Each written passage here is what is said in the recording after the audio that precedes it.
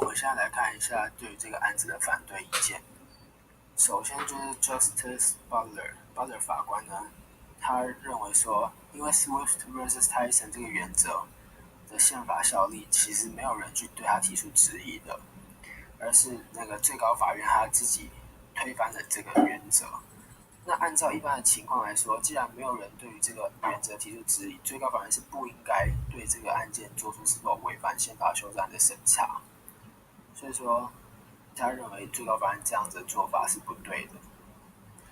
这个案子的协同意见是这样说的 ：Reed 法官呢，他赞成 Swift vs Tyson 这个案子的原则应该要被摒弃而不被适用，可他同时又认为说，这个 Swift vs Tyson 的原则其实并不是一个违宪的讨论，它只是一个对于1789年司法法第34条的一个错误的解释而已，这样子。简单的说呢，就是他对于推翻 Swift vs Tyson 这个原则的结果还是赞成的，只是对于最高法院在推翻这个原则的过程，他认为最高法院的做法是错误的，这样子。Now let's take a look about the case John Swift vs. George Tyson. Prior history. This case came before the court from the Circuit Court of the United States for the Southern District of New York in plaintiff's suit against defendant for dishonor bill of exchange. This bill of exchange dated at Portland and was drawn by the third party, Norton and Key, upon an aspect by the defendant. Bill having been drawn to the order of Norton, and by him endorsed to the plaintiff.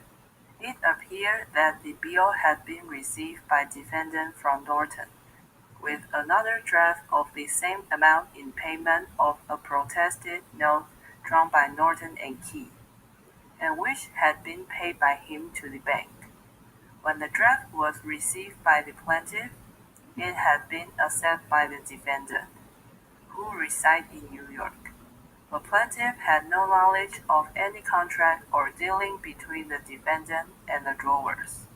Defendant raised the defense that he accepted the bill of exchange as part consideration for the purchase of land, which the third party falsely represented that he owned.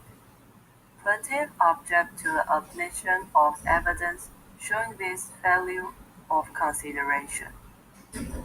The judge of the court divided in opinion on the point or question of law, whether under the facts that mentioned, the defendant was entitled to the same defense to the action as if the suit was between the original parties to the bill, that is to say, the said drawers and the defendant, and whether the evidence so offered in defense and object to admissible as against the plaintiff in this action.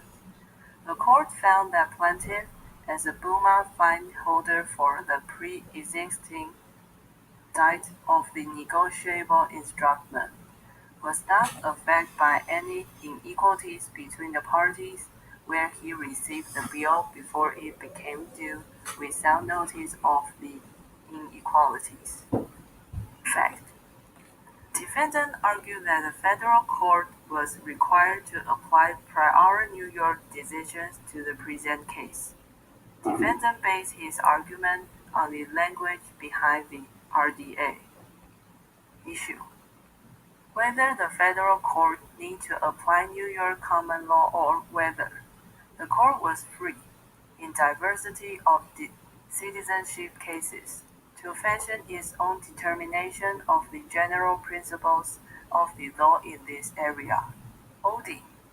Federal judges sitting in diversity actions are free to ignore the common law of the state where the federal court is located.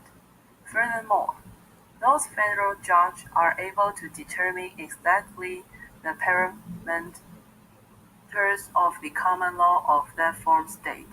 Applying the common law, the Supreme Court found defendant defense was not admissible against plaintiff. He was not entitled to the same defense as if the suit was between the original parties to the bill of exchange. Discussion. The effect of this ruling is to allow non-residents of the state where the federal court sees to the discriminating against citizens of the foreign state. Federal courts must apply state statutory or customary law. If there is no state statute applicable to a diversity case, federal courts can apply general law. As a result of the decision in this case, plaintiffs were effectively able to form shop between state court and the federal district courts within the same state in order to determine which will be more favorable to this case. This is our report. Thanks for listening.